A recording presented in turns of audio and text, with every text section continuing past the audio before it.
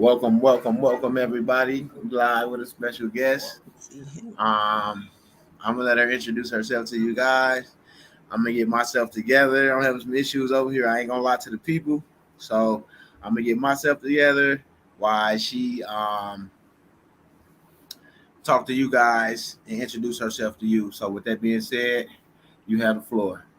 Okay. I can't see you. Is that intentional? Yeah, that's me. Okay. Yeah. All right. No problem. I didn't mind. I just wanted to make sure I didn't make a mistake. Just wanted to introduce myself. My name is Sabrina, and I put in the chat my name and email address if you want to contact me.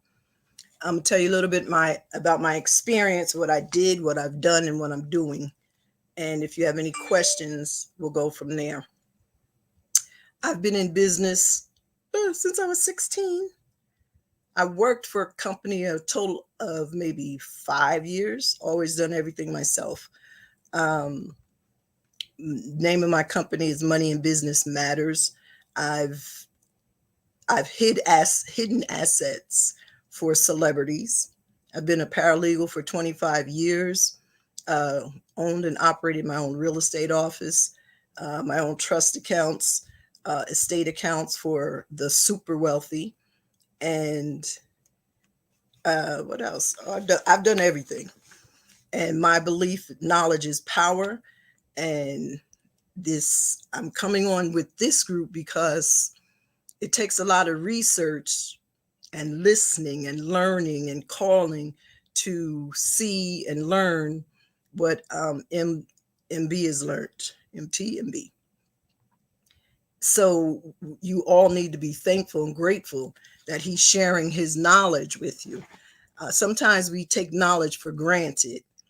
I know you'll have people that you're teaching things to, and you're teaching them what you know to be a fact.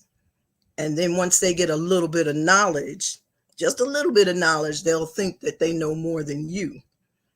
But you never know more than the teacher. You might know something to add to the teacher's comments, but 9 times out of 10, you won't know more than the teacher. And right now we're being taught by Midwest, and we need to appreciate that. And that's why I told him I wanted to come on, because there's things that I can teach too that is out of his realm, such as setting up the trust, setting up the 1099A, hiding your assets. And I wanted to start with that because we'll have a 45 to 60 day waiting period for a payout. And during that waiting period, even before you start, there's things that you can do so you can hide your assets, so you can acquire more assets, so you can put money where it needs to be so no one touches it. And that was my specialty, working with the celebrities. That was my specialty with working with common people, is so no one can touch you.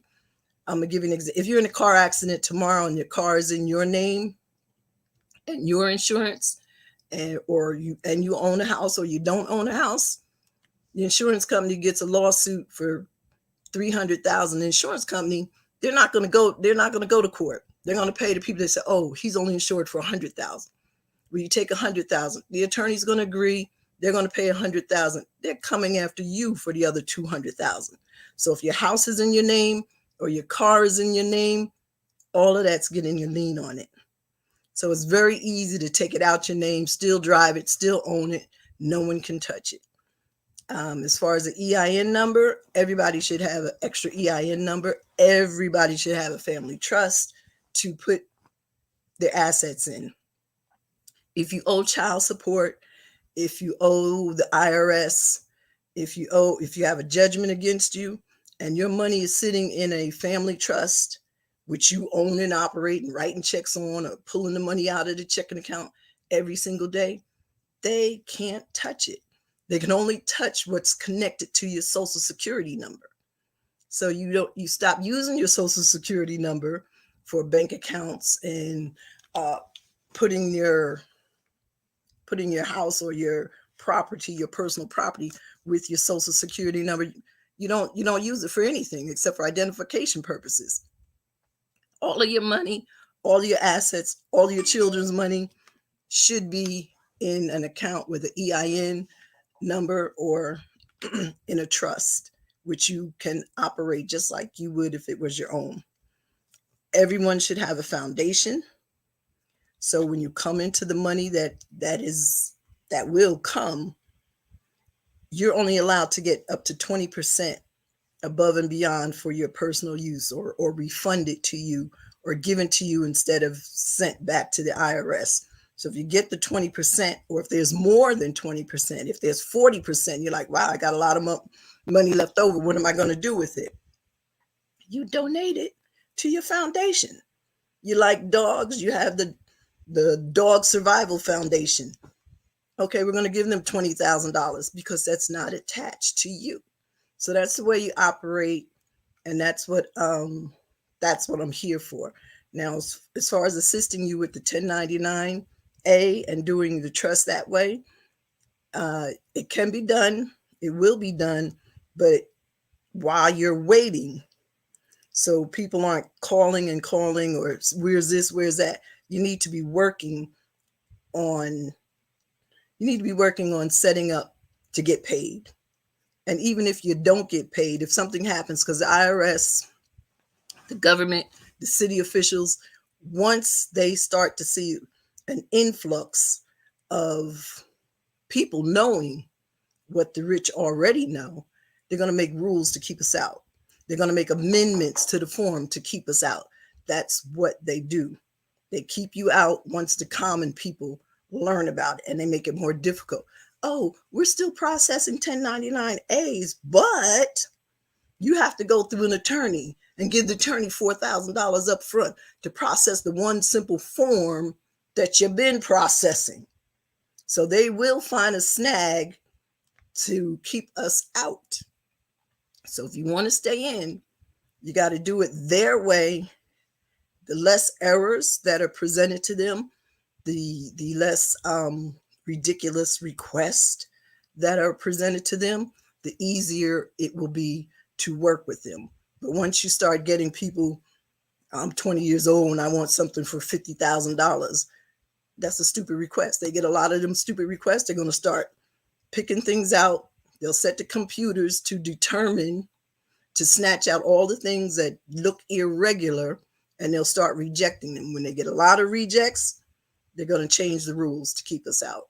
So the point is to stay in, and then when and if you do get in, to hide your assets so they can't get pulled back. They can't request them, and they can't say you did anything illegal. I love you guys. I would help anybody with anything because knowledge is power, and I have a lot of knowledge, but I'm not going to go to jail for you. I won't even go to jail for my own kids. I was like, I crossed the line there. So cross your T's, dot your I's, and make sure everything is correct. And if it's correct and it's presented to the higher authorities correctly, you're good to go. So basically, that's about it. Besides getting into the actual forms, I was speaking earlier. Excuse me. I was speaking earlier with Midwest. He said what he may do is once a week set up like a little course where we go online and we teach you how to go in, and we walk you through going in and doing the EIN. We walk you through going in and filling out a trust, and where you get the EIN number immediately, you get the trust number immediately. And please open up multiple bank accounts, not with the major banks, Bank of America. I don't know what you have there because I don't use major banks. If you have a major bank and you've been there for a while, keep it. But what you want to do is open up bank accounts with the small companies, with the credit unions. Because once you open up a bank with the major banks, all they have to do is put your social security number into one bank, and it goes to all of the commercial banks. If you have the small banks, the city credit union, the community credit union, it's going to be harder for them to find you. So it only takes $5 to open up a bank account, and you can let it sit there for 2 years before they try to close it out and put another $5 in within 2 years. Yeah, absolutely. But what you're building up, you're building up a reference. My kids had bank accounts when they were 10, 12 years old. And soon as they got to be 18, and we didn't do anything with their bank accounts, put it here, put it there. But by the time they got to be 18 and wanted to use it themselves, you got 6 years of experience. How long you been with the bank? We can't give you a little, oh, she's been with us 12 years. That's a reference. My daughter, she'll be 20 this year. They gave her when she turned 18, they gave her $10,000 credit card because she's been with them. And she only works part-time, but she's been with them since she was a kid. So it shows experience. It shows that you're going to be there. So if you have a child, open up a credit card. It's called different banks call it different things, but they call my daughter's not a college account, something with a child account. Open it up. I went back east. I opened up my grandkids one. One's 8, the other one just turned 12. They both have accounts, and they have debit cards on the account. As long as you're the master of the account, they can use it, but it's building up information for them. My other daughter, I got her a $25,000 credit card because it was like she had $25 and she's $25,000. I got her $25,000 credit card and a $10,000 credit card just because I knew how to ask and when to ask. So all computer systems, even the banking systems, are on algorithms, and you have to know when to apply for it and when not to. So when they give those things where you can pre-qualify for the loan, go on in there, pre-qualify the loan for the credit card, pre-qualify for a loan, but don't take the loan until a certain time of day. Don't go back and say, okay, give me this credit card until you know the algorithm of that particular bank. Then you go in at that time of day, you're going to get the credit card, no questions asked. Totally legal.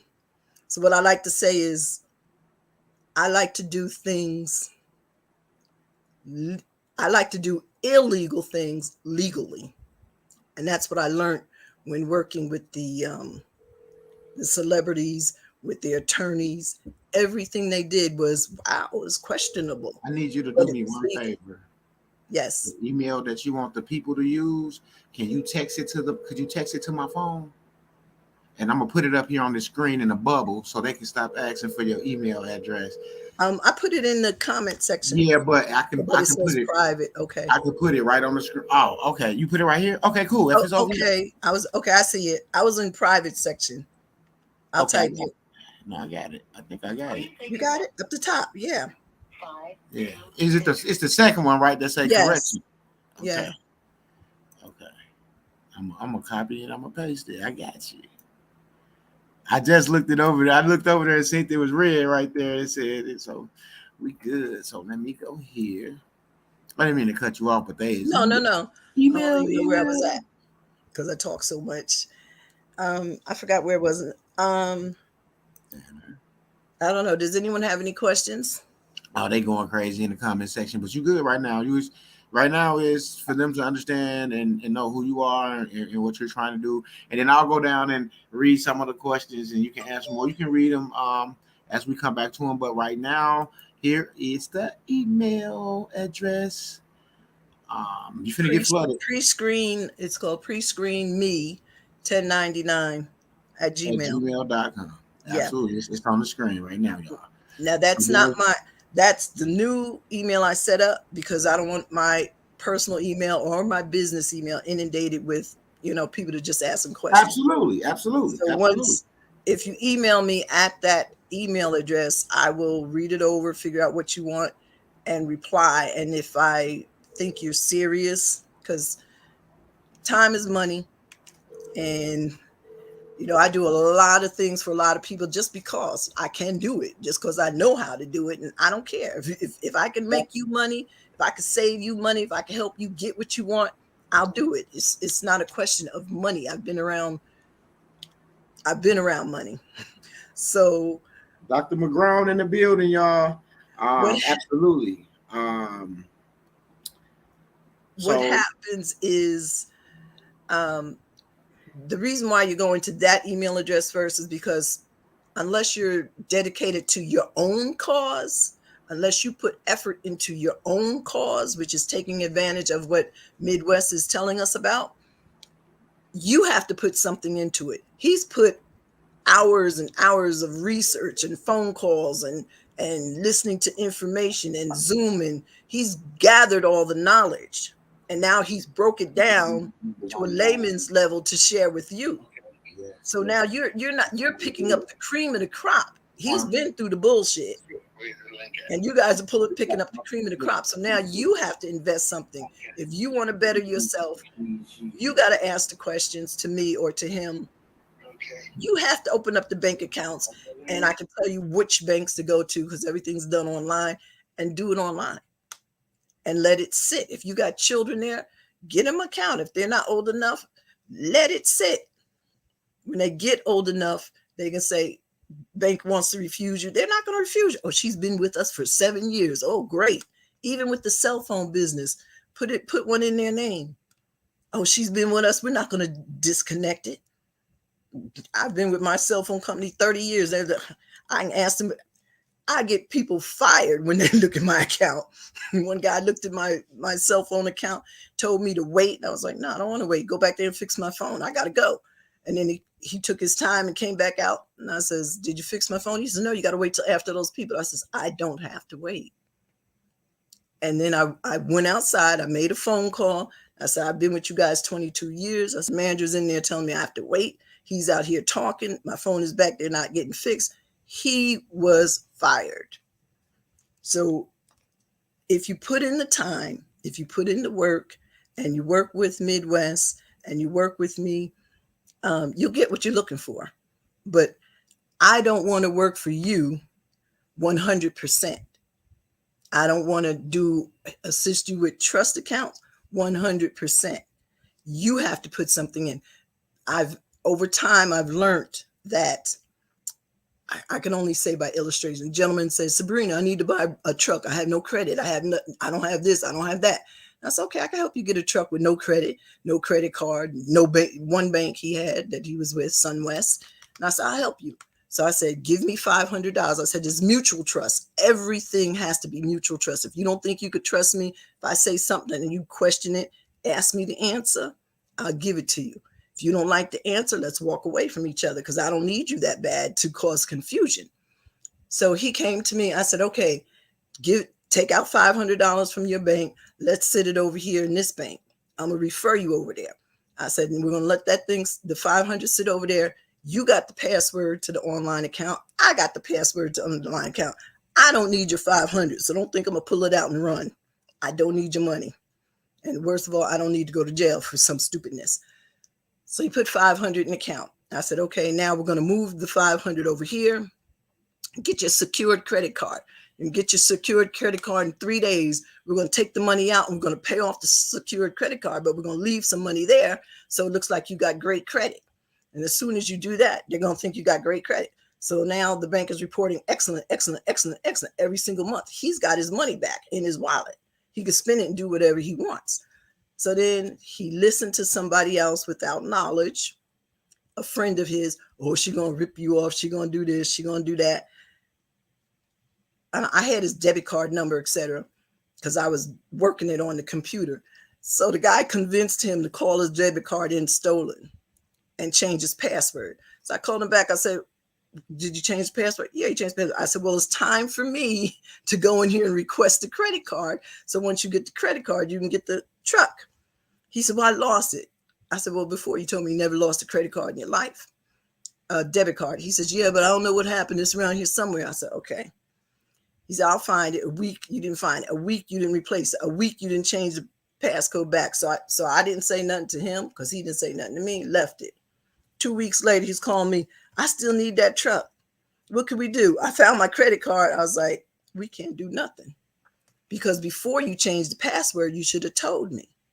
I said, the money's sitting there. You know I'm not touching it. He said, yeah, well, can you still go in there? I said, no, the trust is broken. So to this day, he still doesn't have a truck or a credit card. But the whole thing is mutual trust. Trust me, I trust you. Trust comes with respect. And if you can't have that, then we can't do business. And that's all, because it's not worth it. It's not worth the hassle. So that's basically it. To line yourself up to be ready for what we're learning, what you're going to learn, and what you're going to get. And you got to do it legally. So we can all be legally illegal and move forward. And she got great ideas for the Telegram, far as, because we go live in there as well. But what you want to do, far as like you were saying, everybody get on, do their EINs together. Everybody had an EIN. Everybody, get on. They do their trust. They typing it in. Everybody, like you said, everybody doing something to put in work for themselves. Like you said, you're not doing 100% everything for them. You asking me what's the email? And this on the screen right there? Oh, Mom. The thing is, if you don't put forth, and that was with the gentleman that's the only reason why I brought him up with the truck. If you don't put the effort in, why am I going to put more effort in to make you something, to help you? I don't know you. I love you. I'm not going to go to jail for you. I don't know you, and you're not paying me to. So unless you put some effort in, I can't put no effort in, because I'm going to do all the work, and then you're going to, somebody doing the same thing, you'll hear something better from them, and you'll say, okay, I'm going to cancel all this over here, and I'm going to go over there. But I already gave you 15 hours of my time, 20 hours of my thoughts and my experience. So we got to work together. And absolutely. If for some reason something is said and you say, oh, I don't like that, come to me, or go to Midwest and say, hey, she said this, I don't think it sounds right. We'll tell you why it is right. Or we'll agree with you and say, hey, I shouldn't have said that. Let me back up and correct myself. Absolutely. But don't just walk away without giving Midwest or myself an opportunity to correct ourselves or to research it to find out if you're right, because you're not just listening to us. We're not naive enough to think that you're just listening to me in Midwest. You're probably listening to 2, 3, 4, 5 other people besides all of your broke, uninformed friends. Yeah, all these gurus they listen to. Yeah, so absolutely. When you start listening to people, excuse me, because I'm an example person. I flipped houses all of my life, still do. My brother, who was born and raised in the same house as me, older than me, could not conceive the concept.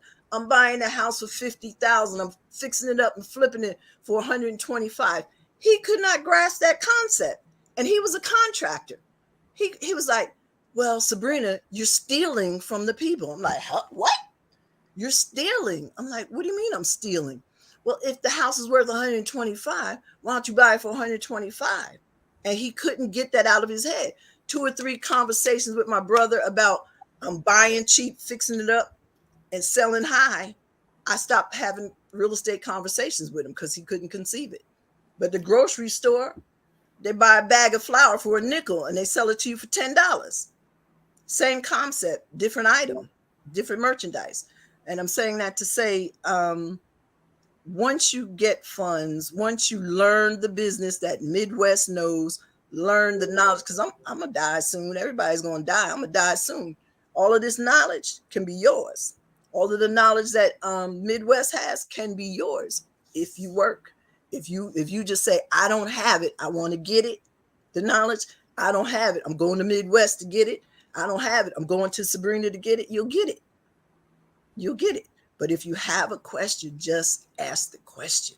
If we don't know the answer, we'll do the research, and you do the research, and then we come together and say, okay, this is a conclusion. This is the real answer.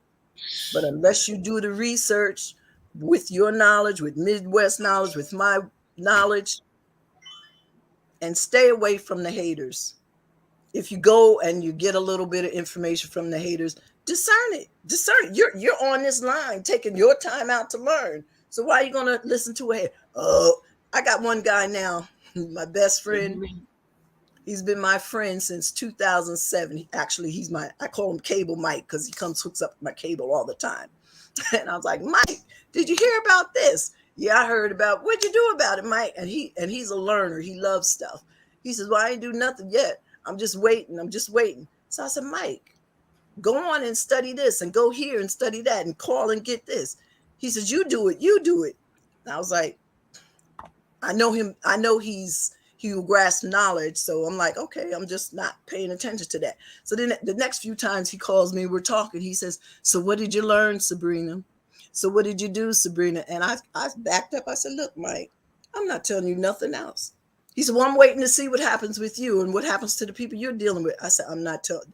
This conversation about 1099 between me and you, I said, it's closed. You do your own homework. So when you try to explain it to somebody else, and they try to explain it back to you, or they say, oh, that's crap, that's bull, that's this, turn them off. Don't discuss it with them anymore, because it'll discourage you enough where you'll drop out and, hey, you might be on the ground floor of something great. So let the haters hate, and let the ones who are willing enough to devote their time, like you are right now, you're devoting your time, you can be doing something else, learn it and get on board. Nothing happens if you do nothing. Absolutely. So if you do something, you might have a lot to gain, and then you could share with them and say, oh, here's some peanuts from what I have because you didn't jump on board. And that's it. So go ahead, you can take it. You can take the mic. That's what we've been needing to hear. Somebody to hold them accountable for doing some work on their own instead of them trying to hold me accountable for everything. And now I got somebody that say, hey, you know what? You got to do some work now. You see what I'm saying? Now, this is where it's get real. And this is where, like this how it happened for me. It had came to the same point to where I had to do some work. And that's when I started absorbing this information and asking God to just give it to me. If I have to go out here and do it now, give it to me. Show me the way. Give me everything I need. Lead me, guide me, because He's gonna give it to you. And you gotta want it. You can't say you want it. You gotta, like she said, works is showing how bad you want this. Your work shows how bad you want this. Not my work, because like she said, countless hours, nights that y'all heard brothers get on here say we didn't go to sleep for weeks at a time. Yeah, straight up. So that's why right now I was just sick before this call. I couldn't even introduce her the proper way but I got myself together when I talked to God, and He worked like that. He's like just like that. And I'm right here. See what I'm saying? Because I had to apply myself because it's something that I need to be hearing as well. So that's why I had to see. I wanted to feel better so I can get this information, so I can, obtain it, retain it, and do my research and move forward with it. Because who wouldn't want their kids to already be set up for when they reach the age of majority to already have a profile already together? See what I'm saying? That's thinking outside of the box. You have to. You see, like, that's what we're saying. Like, you have to start thinking like that. Because if you feel like you wealthy and you feel like you can do this and you feel like this is yours, then you have to start acting the same way. You have to step out. You have to turn that TV off and step outside of those four corners. Those four corners is what got you trapped. Once you step outside of those four corners, you'll realize that, man, I see things a little clear. Like, you remove that veil from over your eyes once you leave that box alone. You have to step outside of that box. Two things the government took away from us that they gave us back in the day, and I'm going to try that we learned back in the day. I know nobody's going to get the answer because most of you probably didn't live during that time period. But when you went to school, actually 3, now that I'm thinking of it, I'm writing it down to the left so I don't forget. When you were in school from preschool up, I guess first grade, there was 3 things that you had to learn, or they taught you somewhere along in school, that the students today have not learned in the last, I'm going to say 20 years, because my daughter's 20 and I know she can't do none of it. And two of them start with an S. I just want to see if anybody thinks they know what it is. It has to be, it's something that the teachers would teach us in school. Two of them starts with an S and one of them starts with a C. Can anybody put in the chat what they think it is? Can I speak? Can I say? Yeah, go ahead. Go ahead. Is it civics? Nope. Oh, okay. Something that it was for you personally, for the kids to learn for when they grew up, so they know how to do stuff. Oh. Nobody got it. Signature. They taught us how to write cursive in school. Somebody said it. Somebody said Nope. cursive. I didn't. Oh, somebody said cursive. I didn't see it. Cursive. Okay, so I said signature. Same thing. They don't want you to know it now, because if you write in cursive, that's eliminating the beneficiary thing. They don't want you to learn cursive because when you're not printing it, they want you to do the all caps. They want you to do the little and the big. But when you do cursive, the autograph, yes, that takes it out of their bounds. So they stopped teaching it. The other thing was savings. They don't want you to build up your credit. They don't want you to, every week on Mondays, I think it was, we used to bring money into the school. The teacher would take the money and put it in the savings account. They want to keep you broke. They're not doing that anymore. They don't want you to learn about the banking system or how to have credit or how to build up your stuff. They want you to be broke. But believe you, every child in a certain financial school, they have their accounts set up at birth. Oh, you're having a baby? Okay, let's open up a trust account for this child. Oh, you're having a baby? We're opening up a savings account for this child. But in the lower class, nah. And they stopped collecting in school. They don't want you to learn anything about the banking system, because why? That's their market. That's them. They don't want you to be able to access it. As long as you can't access it, they're going to keep you where you are. And the other thing was time. None of the kids today can read an analog. Is it called analogical? A regular clock where it says 1, 2, 3, 4, 5, 6. They can't read those. They can't. My daughter's 20. She's like, oh, is that 15? What time is it? They all want digital. Don't let the system trap you or the ones you love. And they trap you by not teaching you. And right now, you guys are on a teaching path. You want to learn this setup with Midwest, with myself. You want to learn it, grab it, hold on to it, set your life up for the ones that come behind you, for your children, for their children. Set it up, because that's what everybody else does. That's what everybody else does. And then you have to set it up in a way where no one can take it from them. I'm reading something about Hudson Savings Account. Okay. You said, I remember having Hudson Savings Account as a child in elementary school. Everyone in class will have one. Oh wow! See, that was before my time. Like when you said that, I was like, man, they took that out. Probably I was was born in '80, so yeah, they didn't do it back then. Yeah, man, and then it makes sense now. Even if they was doing that, the savings accounts, because even like back in the day on your Social Security card, it said Social Security account number, and then just say Social Security number, like how they is now. They actually had an account number. Right. Okay. The words used to be account number, but that's why the first thing out of my mouth was open up an account in your kid's name, because if I hadn't did the average child, when they say, okay, I'm 18, I'm gonna go open up a bank account. You go to the bank, I want to open up a bank account. You have no experience. It's like a job. You have no experience. They can't trust you with money because they don't know you. But if your child you started when they 10, when they 5, don't matter what age they are, open it up. By the time they get 16 and want to do something, I want to borrow money to buy a car. Okay, you've been with us for 20 years. Well, how did you do that? Or 15 years, you just turned 18 because I had an account that long. Don't care how much.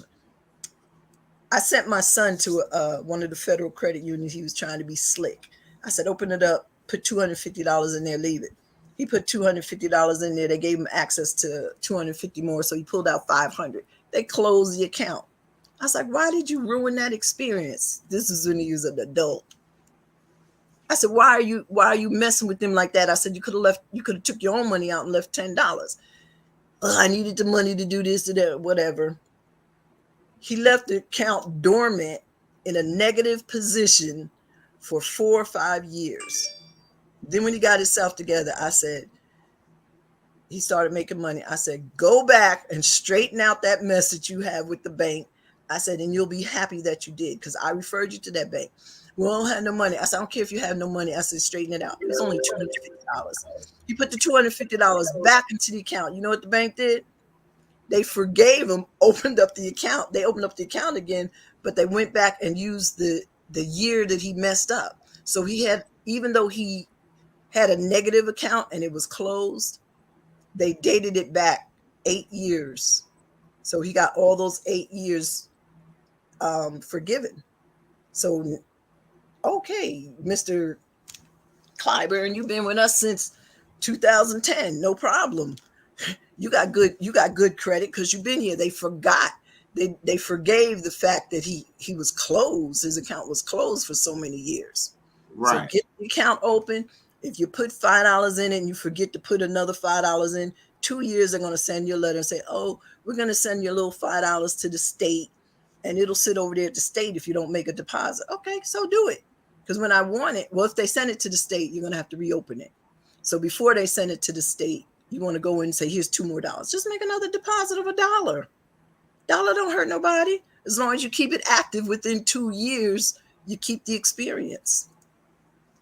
So the banking account is very crucial to have for all of your siblings, all of them. So one of my daughter has 3 kids and she was broke. And I said, whatever happened to that account? She said, whatever happened to that account you had so many years ago? She said, I don't know. I don't think there's any money in it. I said, go online and find out. She went online. Each of the kids got $700. I'm going crazy. I was like, what? She says, yeah, they had $700 in their account. She has 3 kids. $700. She said, and there's interest. And she went crazy. But she forgot about the account. It didn't close because there was so much money, and the interest, she was in the savings account. The interest kept piling up. So the interest kept making it active. Every time they had to deposit the interest, it was active. So the savings account was good. So even if you open up a savings account, put $20 in it, you don't have to worry about it. It's going to stay live. So my grandfather opened an account. Absolutely. That was good. Patricia Smith. Yeah, that was good. If the kids don't understand, then the way I make them understand, I do it for them. And if you got a kid that's, I'm going to say retarded, which is not the right word, but if you got a kid that doesn't listen, here's a secret. You get power of attorney over them. Between you and the kid. If the kid's over 18, say, sign this over here so I can take care of your business. I give you power of attorney. That means you can do this and you can do that. And I don't want you to do this and I don't want you to do that. Shut the F up. Sign the paper. It says limited power of attorney. And I have the form. I prepared the form when I was working with the wealthy. It's a limited power of attorney. So the kids don't get scared. All it says in it, basically, in layman terms, it says, okay, pretend your child's name is Jane. Jane is giving me the power to open up personal accounts and business accounts and start a business in their name, whatever I want to do. And that's my limitations. Those are the best limitations in the world. That's all you need. You don't want to control their car. You don't want to do this. I'm gonna tell one of my legally illegal experiences. Yeah, legally illegal experiences. I would go get bums off the street. What's your name? You got an ID? Yeah, you got an ID. What's your social security? Okay, dude, I'm gonna pay you $100 a month, and I'm taking over here, and you're gonna give me power of attorney, and they're going to notarize it. And on the 5th of every month, you meet me here, I'm going to give you $100. Well, what you doing that for? Because I appreciate you letting me handle your business because you can't handle it. Oh, okay.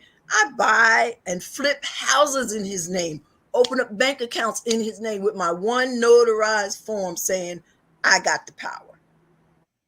And I didn't pay any taxes on it. And he was a bum. He was a bum. 4 of them. 4 male, maybe 2 girls. Because they didn't want anything out of life. But they're living, they're alive. They got social securities. They didn't have driver's license. They had state IDs. So you're alive, and I can live through you, and I could be rich through you, and it's legally being illegal. Because if I didn't have that document that said I had limited power of attorney, somebody could say, "Oh, that's forgery." No, it's not. I think I got challenged once. Somebody's Kent Dendel, his sister said, "You got a bank account in my brother's name?" And did it. I said, "I sure do." And you got to say, "Well, how much money does he have?" I said, "He don't have no money. He don't have no money. I put the money in there. I opened up that business on the corner over there, that gift shop. I opened that up. But his name is on." I said, "Yeah, but I got the power. I got the power. And as long as you got the power, you can do anything until they figure out and get enough money to hire an attorney to revoke the power of attorney." 9 times out of 10, they don't go that deep. I've never had nobody say, "Let's go to court. I want to revoke my power of attorney." Never had nobody write me a letter saying I'm revoking my power of attorney. What? You want to do what? Okay, I'll up the ante. Here's $250. Leave me alone. Meantime, I'm making millions off you. Meantime, I'm renting out the houses that you own that you don't know you own. What are you talking about? This one lady came to me. She's, huh? Oh, I thought you were saying something. This one lady came to me. She said, she was in a wheelchair. And she said, "Sabrina," I took her husband to dialysis, came back. Oh, yeah. She says, "Sabrina, I can't get Medicare because I own that house over there and the tenants are acting bad. I can't get them out. I can't get Medicare because you only can own one property, yada, yada." This is when I was in California. I said, "Okay, so I'll tell you what to do." I said, "I'll buy that house over there for $40,000, but I'm not going to give you no cash. I don't have no cash like that." "Oh, no, but how am I?" I said, "Don't worry about it. Here's the deed. You're going to carry the note, and I'm going to give you $400 a month." So she said, "Well, you can't sell it because if you cash me out," she said, "I'm gonna have $40,000 in the bank, and I can't have $40,000 in the bank because if I have $40,000 in the bank, I can't get Medicare." Who cares about Medicare? I didn't. She did. So it's called solving people's problems, basically. So I had the deed. I owe you $40,000. I'm gonna pay you $400 a month for the next 10 years. I never put in there that I wouldn't sell the property. I never put in there that I was going to rent the property or anything else. Just that I owe you $40,000. I'm going to give you $400 a month. All she wanted, because the tenant wasn't paying, all she wanted was to get some money on a monthly basis. I flipped that. I took that. She said, "I'm going to stick this deed or this note right underneath my seat," because she was in a wheelchair. So she folded it up, put it underneath her leg. I walked out with the deed to her house. A week later, I sold the property, 40,000. It was in Watts, California. I sold it for 150. She didn't want the cash to go to her, so I recorded the deed. We did a back-to-back deed from her to me on the same day, same time. So it wouldn't even show my name when they researched it, but it would look like she got the money, the lady. Right. So I got the difference. I put it in my pocket. And then she said, "I thought you weren't going to sell the house." I said, "Yeah, but something came up and I had to because there was no restrictions on me." She said, "Well, how am I going to get Medicaid?" "Take the 40,000 and donate it to a foundation, to your husband's foundation. Put it over there. The check will come to your husband's foundation and you can get all the medical benefits that you need." Solve the problem. People just want people to solve their problem. And if you think outside of the box, You can solve anybody's problem that you want to. I don't care what the problem is. Think else. If you try to think A, B, C, D, you can't solve the problem. Absolutely. But if you think A, B, W, X, Absolutely. R, T, then you can solve the problem. You can solve the problem, but you can't if you try to go straight, you can't solve it. That's you what gotta step out of sequence. You can't stay in sequence. Absolutely. absolutely. Because majority of the people know that that's the way you're going to stay in sequence. So they got the system set up. If you stay in sequence, It's you're always crazy. going to be the way they want you to be. Yeah. But once you jump outside the box, hey, what's happening? New things open up. So basically, think outside the box. Don't listen to haters. Got a question? Go to the source. Go to the source. Somebody said, "Whoa, I saw a movie like that." Like what?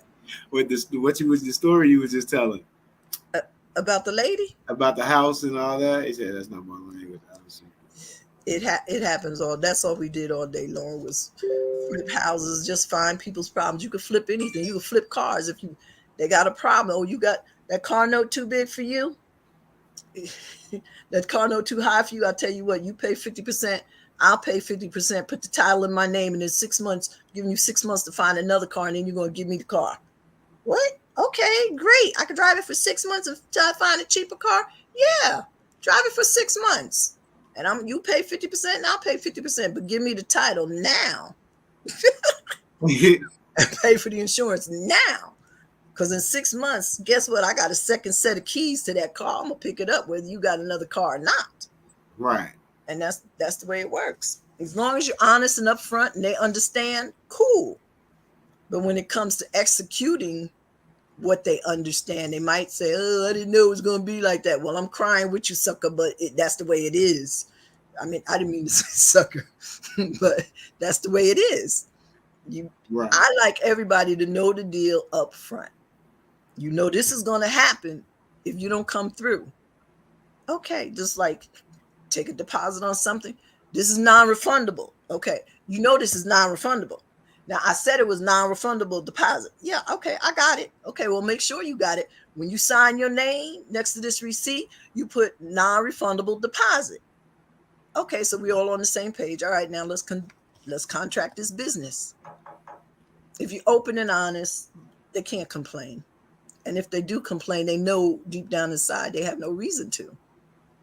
They're just mad. William said that's business. That's business. I know exactly what you're talking about. Creative financing, indeed. I wholesale homes for 3 years. Yeah. Yeah. And it's just a matter of matching the people up with what they want, because there's something that they want more than the home.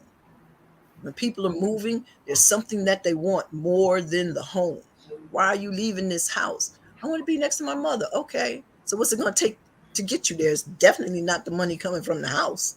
You need a car. You need a van. Oh, you want a motorhome? Okay, I'll buy you a motorhome and you give me the house. So it's always another avenue. Absolutely. You don't have to emotions. Yeah. You don't let emotions affect you when you're doing business. And I try not to let people's emotions affect me. The lady was in a wheelchair. I'm like, hey, sorry you in a wheelchair. I didn't put you there. But you need a doctor, and you're worrying about the doctor more than you're worrying about the fact that you're in a wheelchair. So right. Emotions, letting emotions affect you will hinder you. Absolutely. You don't want to be cold. You don't want to be brass. You want to always be understanding, but you got to push forward. You got to push forward. You can't wear your heart on your sleeve. You got to push forward. Oh, wow, that's what happened. I'm so sorry. The bank's foreclosing in 10 days. I'll tell you what, I'm going to give you a promissory note for what you think the house is worth, but I'm going to also put on that promissory note that I think it's worth this. And if you lose it in 10 days, you're going to give it to me for that.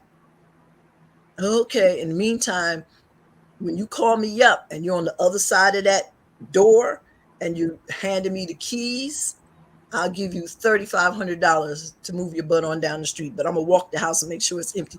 Okay, so you stay here till the bank gets ready to foreclose.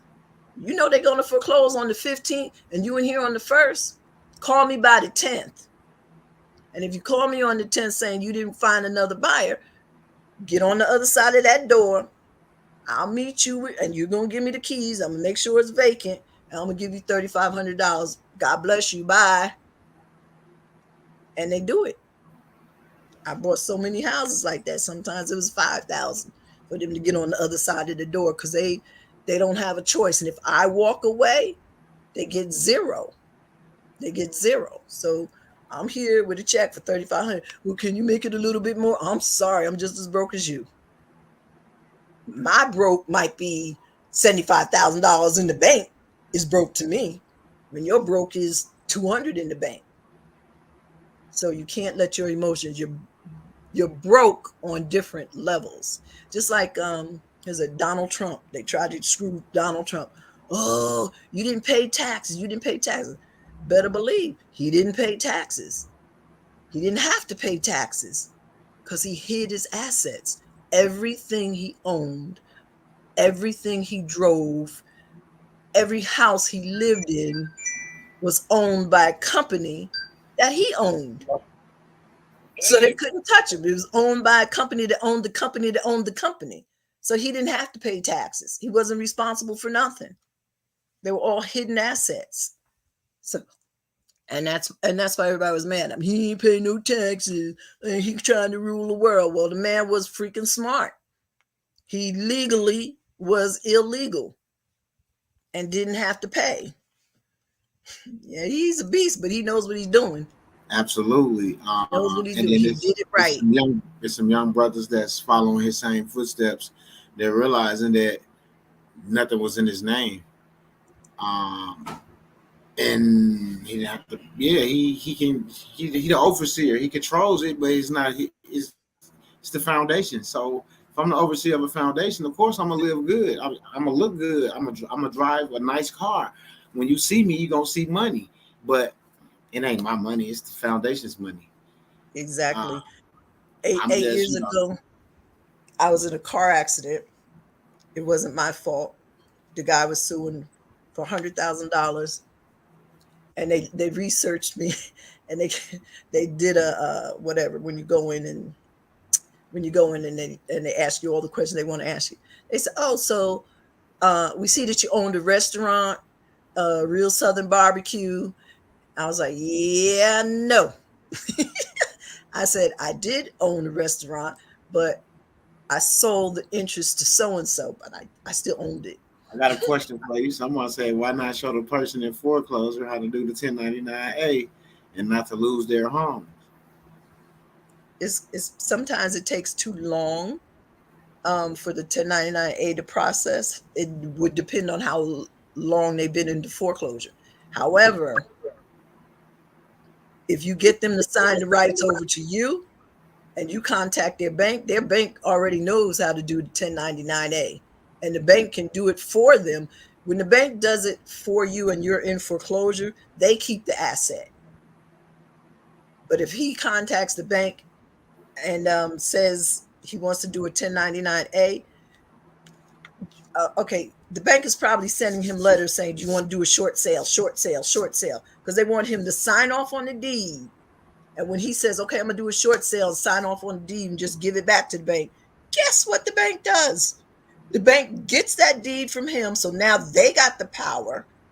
And then they sit in their computer and they file the 1099A for the balance of the money that he owes them on the home. And they got the house and the money. Yeah, they got both. They got both. And yes. So if he holds on to the deed and contacts the bank, he says, "I'm not abandoning the property, certified letter, but I want you to file a 10. He filed a 1099A, send it to him certified mail." They'll know what to do with it. But I would send it to somebody that was a CEO or something like that. I spoke to somebody's mortgage company just last week because it was some weird bank name that I wasn't familiar with. And I called, they gave me their account number. I called and I said, "Are you familiar with the 1099A?" And the guy punched in, "Oh, yes, we are." And it was like It was nothing foreign. And yes, we are. It says you can use it when you're going to do this. If you abandon a property, if you do this. I said, oh no, I just wanted to know if you were familiar with it. So now that I know it's in the layman's computer at that branch, we filed a 1099-A because when they get it, they're going to know what to do with it. It's not like you always have to go above them and send it to the CEO or, the president. It's in their system. As soon as they type, the layman types it in, he'll see it in there. So I would tell that person that's in foreclosure, if you're not trying to buy it from them, if you're not trying to buy it from them, to contact the bank or do the 1099-A and send it certified mail to the bank, but still keep trying to work his thing on the side. Don't rely on that because that might be too slow. Right. Yeah, that was smart right there. Contacting them like that. That's absolutely right. Yeah. Because you give notice. That's notice. Yes. Yeah. Mamas. Yeah. Oh, man. Yes, Lakey, I got to go in there today and send some more out yesterday. I wasn't even feeling good this morning. I've been in the house all day. I was talking to her. I wasn't feeling good. I ran and took a shower and stuff and got myself together a little bit. Now I'm able to come and talk and stuff. I was in there praying to God, asked him to, take this sickness off of me. So I'm right here. So I'll get to you. Okay. I haven't been feeling good at all today. 1 second. Somebody's texting me. And I know your email might be going crazy. I'll check the email later, but just added note. I only do stuff Tuesday, Wednesday, Thursday, Friday from 10 to 6. Monday, I don't talk to nobody. If I read your email and feel, if you put your phone number in there, I will call you. But on Mondays, that's my silent work day. I don't take telephone calls and I don't email anyone unless I have to, because that's the time I get most of the work done without interruptions. Okay. But if you have a question or if you want to know which banks you should go to, etc., just hit me an email and I'll give you a list of banks. Some of them, they like credit unions, not banks. They like you to give a referral. I can give you a referral and tell you exactly how to work your stuff, basically. And if you follow my instructions, hey, you're about to get the credit card you want. You're about to get the bank account you want. It's easy if you know the system, and it's just easy. But if you think you know more than the teacher, sometimes you do, sometimes you don't. We all learn, but learn and then question, and then you figure it out. Absolutely. Yeah. Absolutely. Sound like my mentor. Absolutely. All right. That's about it on my topics. Midwest. There y'all have it. It's almost been an hour. She not gonna be worrying about anything that you guys have sent to anyone or anything like that to that nature. Once you email her and become a client with her, you guys will talk and be led down the directions you need to go with her. So don't bring up other trustees when you do it, because it's just a waste of time, because she don't know them just like she really don't know you guys. So just move forward with who you working with. If you had a bad experience with someone else, just leave it in the past and just move forward.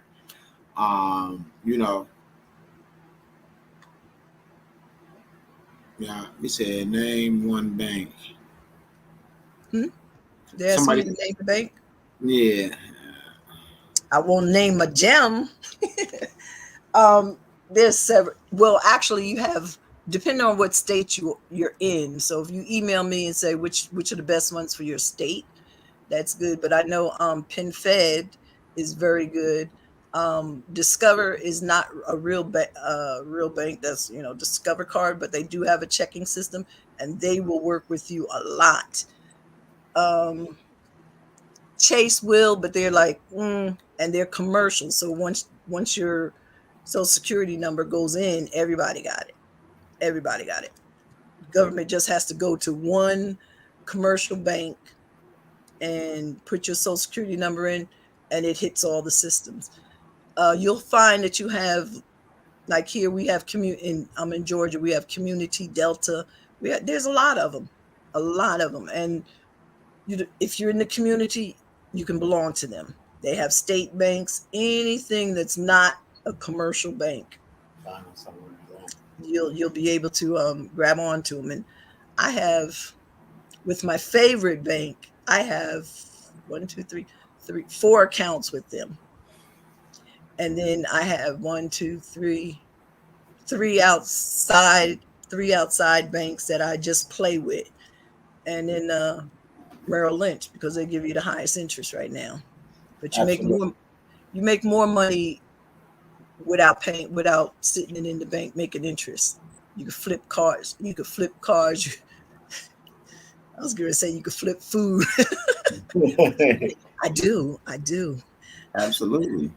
My daughter kept feeding me the homeless, and she kept feeding the homeless. And I used to have a store inside of a large, they call them H markets out here, but they're large international grocery stores. I had a money business store in there, Western Union and all that other nonsense. But with COVID, I cut it down. So they keep calling me saying, come get this food. And I'm like, I don't need food. So I started giving it to the seniors. And I'm talking about fruits and vegetables, cereals, peanut butter, I got one room now stocked up. So my daughter started making food and giving it to the homeless and driving. So then I said, look, there's too much food. I got to get rid of it. And people I set my daughter up on the stand. I said, $10 a bag, take whatever they want, because we're going to throw it in the garbage. You end up the farmer's market, they throw it in the garbage on Friday because they're not going to be there Saturday, Sunday. So I was like, take whatever you want, come get it. Girl made $400 in less than an hour and a half. It was like, this is crazy. So, but yeah, you could flip, anything is flippable. So find out what you like, write down, if you're going to contact me, write down the name of a foundation that you want to support, something that you like. My daughter, the same one, she used to flip dogs. She'd go on Craigslist. I don't want this dog. And she'd tell the people she wanted it because she didn't want it to get euthanized. And she would take the dog, go online, put the dog up for $200, and then interview the people like they were going for a job to make sure that they really wanted the dog. Then she'd take the $200 and use that to buy food for the next dog that she got. And she was just doing that for years just because she liked dogs. Find out what you want. Write the name of the foundation down. Find out what kind of business you want. Write the name of that business name that you want down. Find out what kind of corporation you want. If it's a 501(c), write the name. Get your names together of what you want to do, because it's not going to cost you to do it now. Not that much anyway. And line it up. If you want to have I see this McHale Harvey Family Trust. You can do that on the EIN. That will give you a new social, I'm going to call it a social security number. It's going to give you an EIN number. You take that one piece of paper to the bank and you open up a checking account in that number. Then you can put money in that account. Nobody can touch it because nobody has that number but Mr. Harvey. And you could do that tonight, tomorrow. Start hiding your assets, protecting your assets. And then you're good. You don't have to wait on the 1099-A to come through to do it. So you just do it. As the logo says somewhere, I thought I had on the shirt. Just do it. Start the EINs, or when Midwest sets up a meeting, do the EINs, or an EIN could be in the family trust name, but get your names together so when he sets up the meeting, you know what you want. You're prepared. You got your little notebook. Oh, we're doing EIN. This is what I want my EIN. Oh, we're going to do a family trust. This is what I want the family trust name in. And you're not asking a lot of questions. What's 98 numbers to? I don't understand what that means. Someone said 98 numbers too. It depends on what state you're in. That's what it comes up. What it comes up as. Each state has I think he's talking about the first two numbers. That each state has their own. Yeah, like no, a 98 is a foreign grantor's EIN. Same thing. Yeah, it's the same setup. Yep, same setup. Yeah. So same that's setup. That's why I set my foundation up under a 98. Yeah. Absolutely. But you can have more than one. Yes, absolutely. So you can have foreign and you can have the local states. Yeah, I'm finna do a living trust next. Yeah. Only one thing you have to be careful, because I think one person tried to do their own. They were in New Jersey, and in that state, because he used his social security number in there doing something, every time he tries to go for an EIN number and they recognize it's him and his social, they make him use his social as the EIN. He's like, nope, you used it once. So now for the next 10 businesses, he's got to use the EIN. So I said, only way to get around that, limited power of attorney. Next person on the street need $10 and they got an ID, get it. You are that person. Dad, Patrick, she not saying like that. She said to protect your assets, because once you have all that set up and you got your status and stuff corrected and you moving your assets, you want to be able to protect them. You don't want them to go into no regular bank account or anything like that. That's what she's saying. So you will set up your business and stuff, and then you'll move your assets and you'll be able to protect them, brother. That's what she's saying. Uh, because the system is changing as well. So if your assets protect, once everything go asset back, whatever you do have in those accounts, then be asset back. That's Yeah. what she's saying. You want to protect them and have them in the right account, so the Yes. IRS will not snatch it right back from you. That's why you have to pay attention and listen to what she was saying. Was like, they'll give you the money and then they'll take it right back away from you. My mentor told me the same thing. Like, if you put all that money into the wrong account, they're gonna flag that account and they're gonna snatch everything that you just put in that account, and there's nothing you're gonna be able to do to get it back. So that's what she's saying. You have to have yourself set up. You know, Right. absolutely. As long as it does, is if the You have to lose that way of thinking. yeah, You have to lose control everything, but not let them know you're the but control. your assets ain't just credits, because you have assets-backed securities at the Treasury that's not a credit, and that's what I'm saying. It's more to it than just credit. You have securities as well. You have to understand that. Somebody put no swiping, no swiping. So that's why they do not use personal accounts. Absolutely. You could put a little bit of money in the personal account because you want to look like you're still trying to live, but you don't have anything. Uh, Short story, very short story, very short Yeah, story. I leave everything in trust. My mother worked. She was a nurse's whatever RN. Worked 11 to 7 at nights. Always brought a used car. Would never buy any new car. Sometimes the gas and electric would get cut off, and sometimes it wouldn't. Sometimes we'd have to walk because her car didn't work and she'd have to buy another one. When this lady got up into her 60s or whatever, I guess I was a teenager then, I went to the bank with my mother, who swore we were broke. We always had to shop out the thrift shop. I went to the bank with my mother, and we walk up to the teller. She's making a withdrawal, and I guess we went to the church with whatever the teller was. The teller said, "Mrs. Corum, I didn't know you had this much money." And my mother said, "Really?" And I didn't know what was going on. And we left the teller. She got her money, her little change from the teller. We left the teller. We walked over to the desk behind us. My mother withdrew every penny. She had over $1 million in the account. And they were like, "Mrs. Cohen, we don't have it." She said, "Give me a cashier's check." They gave her a cashier's check. We went out. Yeah, I was driving. So I was a little bit older. We went, the bank was furious. She asked them why was she withdrawing it. She says, "Because I don't discuss my affairs with anyone." She said, "My kids don't even know my affairs." So she withdrew the money with a cashier's check, went from Bank A, it's on South Orange Avenue in New Jersey, went from Howard Savings Bank, went from the bank to the second bank, and she split it up between two banks and put the money in there. I never knew my mother was that rich, because all I know is, hey, today we're eating bacon beans and tomorrow the electricity might get cut off, but she never spent a dime. She never spent a dime. Nobody could ever touch her money. So when she passed, she split, well, when she got older, she split all the money up between the 6 siblings. When she got older, and she watched us spend the money, she gave us each $25,000, and she just sat back and watched us spend the money. I was frugal because I learned it from my mother. My sister took the money, went straight to the first car dealership, with me and my mother and brought a new car. My mother got pissed because she worked for that money. So when she got older, next time she was giving out money, my sister got less because my mother's like, you wasted the money I gave you. I earned that money. She said, you wasted it. So my older sister got less. And I'm saying this to say, you don't have to let people know how much you have. Even when you get money back from the things, shut up. It's none of their business. Because once you take your business and put it in their mouth, it's their business and they're going to tell. And every time somebody thinks you have a nickel, they're going to ask for a dime. So you take your money, you shut your mouth, you have your little bank account over here at the little bank office, but then you got your thousands and your thousands and your thousands and your thousands spread between 5 banks.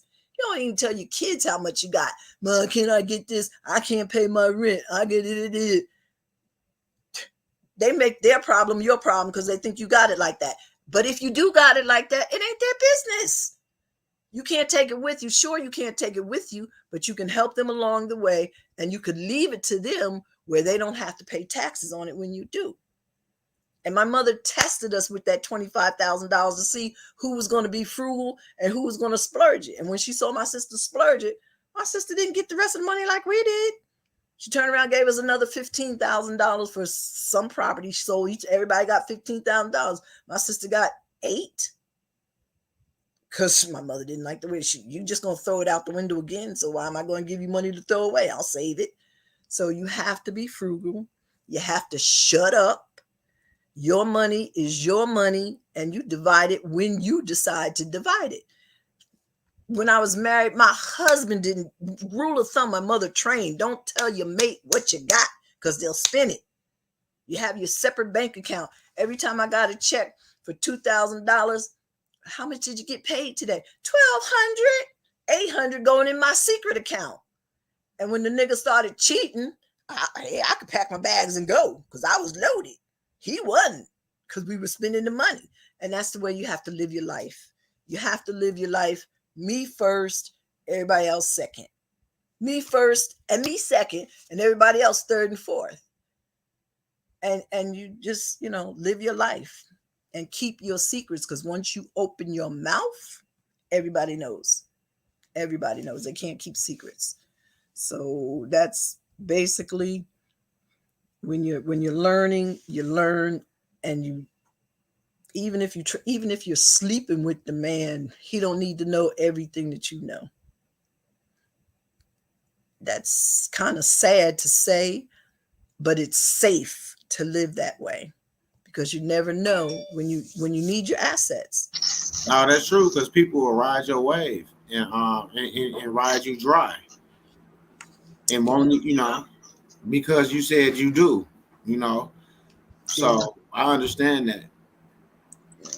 That's why I don't say I do. You don't say I do. No, I don't say I do. No, I don't. I've been with my girl for 11 years. That's good. I do ain't gonna make nothing no different, but make us separate. Because every time somebody say I do, then here come the problems. Like you said, other people assets. Now everybody have their own agenda. So yeah. I think I saw Steve Harvey once, and he was like, somebody said, "How many kids you got, Steve?" He said, "What?" He said, "How many kids you got?" "You got 3, you got 4." They were screaming from the audience. He said, "I got 8." And the guy said, "Wow." And Steve Harvey said, "Get your hand out of my pocket. I didn't ask you to feed nobody." He said, "I asked you to do what you talking about." "Wow, I can afford what I got." The guy felt so bad. So you don't have to tell people what you got. That's the worst thing. You don't have to tell people anything, because once you let it out your mouth, it's out there for the universe. It's out there for everybody who wants to take a piece, and they're going to tell your business. So keep your business to yourself. Get that check, distribute that check, and act like you didn't have it. I thought my mother was broke for years, and she's richer than anybody I lived with or knew at the time. And so I learned to do the same. Don't tell them, and they won't know. So create absolutely your contract. Okay, 3 o'clock. I was supposed to be somewhere at 2. All right, y'all. It's all good. I mean, well, when you get to talking, and that's how it be. Yeah. When the truth be coming out. Yeah, people need to hear that, though. They really do. And I appreciate you, giving that. My sister even on the other phone listening as you speak, because that's how deep. I try to educate my family as well on this, so they can see that it's not just me talking about it; it's other people as well. And then we talking to an audience of people, hundreds of people at one time, and it's not about being on YouTube or none of that. It's about getting the information to the people that they need, to move forward. This Pasha says she's called the quiet one. Been hurt before. Yeah. Each EIN does not need to have a bank account. You can just get the EIN and hold on to it. But it's a business name or a personal name or a family trust, whatever you want it to be. But it's good to start. Put it in a business account, because once you start the account, the clock starts. It's not doing nothing in the drawer. So what you want to build up is time with the bank. Everything is based on, if they don't know you until you open up an account. You're nobody. So when you go in and you need them to open up an account, or you need them to get a credit card, they're gonna say, "We don't know you. Where you been?" "Well, I've been hiding in the file cabinet in the lady's house." So you need to bring it out, open an account, and let it sit, because the clock is starting once you put it out in the public. And then when you want to get a business loan or get business credit with Staples or Office Depot or something like that, put the EIN number out there. Let it start getting it. The EIN is that's cute. I need to Queen. I need to screenshot that. She said Queen Sabrina. That was so nice. Let the business is a viable person. Basically, you could look at it. So you want that person to grow up. And until you take that EIN number and put it into a bank account or put it onto some credit cards, it's still a baby. It will always be a baby. It will never grow up. So when you ask the question, should each EIN need a bank account? No, it doesn't need it. But if you want it to mature, yes, it does. Yes, it does. And it doesn't have to be a checking. It could be a saving. You just want it in the system. So when the system hits it, they can say, "Oh, this thing been around for 10 years." Right. 10 years. I brought a Remax office, Remax Realty Associates. The lady was retiring. She said, "Oh, you got to put it in your own name." She said, "Change your own name." I said, "Huh? I'm buying the office from you. I'm buying the franchise from you. I don't want to change the name." I said, "I want to keep it Remax Realty Associates." "Oh, but I'm closing off." You close your EIN number, right? I'm going to get my own EIN number, but it's going to be Remax Realty Associates. What did I get by doing that? I forgot how old I was when I did it. I got the 30 years that she was using the name Remax Realty Associates, because they didn't check the EIN numbers. All they put in is Remax Realty Associates. And they said, "Oh, established in 1976 or whatever year the lady established it." But here it's mine with my number and her name. And when the bill collector started calling me because I had the same name as hers, I said, "Check your paperwork. Check your paperwork." I said, that Remax Realty Associates you're talking about, that owes you $795, that belonged to Dorothy Cunningham. I said, "I'm Sabrina. That's not my company. Check your EIN number. Not my company." But anytime I needed to, and they didn't check the EIN number, "Hey, I've been established since 1976. Here we are, 1992. I've been established that long." And I got all the credit I wanted based on following up her name. And one more trick I'm going to tell you, but I'm not going to tell you. But you didn't hear it from me, but you heard it from me. If you go online to the corporate filings, and you go online to corporate filings, and you want to pick up a name, all the defunct names in there that been around, you just pull it. You just go down whatever name you're thinking of. If it's I don't know why I always say dogs, because my daughter got too many. If it's a dog thing, put in dog, and then just say pull them all up. and it'll pull up all the names of dog companies that are currently LLCs or corporations, and the ones that are defunct. And the ones that are defunct, you can piggyback off their name. If you like the name, take the name, because they didn't pay their taxes, and they can't anymore, and they're not interested, or they died and they forgot, they didn't get to close out, or the government closed out their account. Take the name, type the name in. If it's available, take it, because all the experience and all the years will piggyback onto you. That's a secret. Or somebody reserved a name, like I did take somebody's name.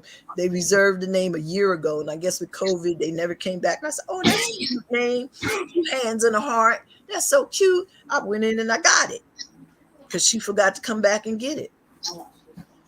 So there's all little tricks like that you can do to keep, to make you look bigger than you are, to make you look like you were, what's the word?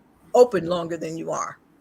Than you were, because you'd be open in 22. You piggyback off the name, you opened a long time ago. Nobody asks, did the owners change? They don't ask that. They just say, oh, they've been around for a while. They used to be in this state. Now they're in this state. Yeah, right. So anyway, thank you, Levita. That's basically it on me. Midwest. Well, that's it, y'all. We gotta get ready to end this live. We always end the live with a prayer. If you want to end it with a prayer, or you want me to go watch it this me, I'm dry. My mouth is dry. Okay, cool. That's good. So I'm about to be like MW as well, with his mental eyes wide open. Absolutely. Can I get one of y'all to come up and do a prayer? I'm gonna drop a link real fast.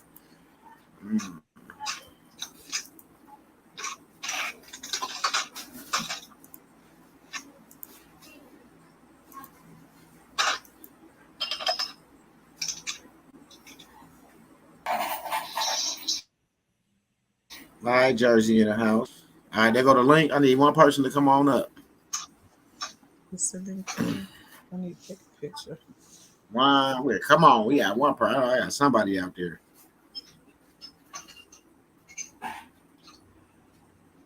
That's crazy. I'm over here working while we talking.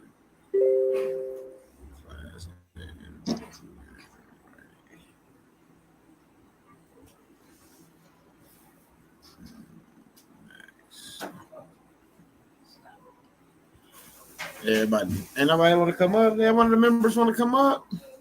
Oh wow! Not everybody. A lot. I said that was very, very good live. Right, there we go. There we go. All right, we got D Hobbs. Here we go. Welcome. We bow our heads, please, and the palms up. Absolutely. Most High, we come to you today, giving you thanks for these 2 wonderful people that you brought into our life. God, we ask you to use them as vessels as they bring us knowledge. They bring us information so that we may better ourselves. God, I ask you to go into the minds and the hearts of us, that everyone that hears this, that it be used in the right way. Used in the way that you see fit. God, I ask you to bless the information as we receive it. I ask you to bless those that give the information, God. We only reach out to you because only you can do this for us. We are your chosen, and we are the ones that are here for you. So we ask for you to come and save us and deliver us with this information. If anything that you see is unfit for us, God, we ask you to remove those ideas and all those mindsets so that we can move forward. God, we give you thanks, because only you can put together a form that is such as this. Only you can bring us together in a manner such as this. God, let this be a teaching lesson for myself and for all those that are online. With all this, I give all glory to the Most High. Thank you. Amen. Appreciate that, brother. Absolutely. Amen. Amen. And amen. Yes, yes. Who's that? That shipper I had muted. Is mine still on? What up, Chip? He said his semi is repossessed with 50,000. Anyway, if you tell him to park that sucker and hide it until truck can come through, until check can come through, because he don't have to do that. Don't let them take his asset. I don't like when they take assets. And which one is that? Minor transport, Again, 2:54 p.m. Okay, money transport.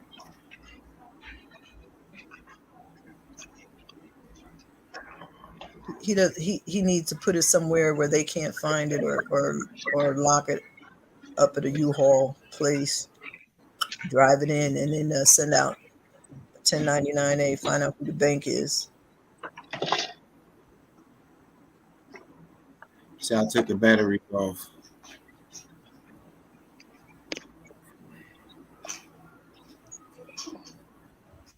Andre John. It's all good. I appreciate you, brother.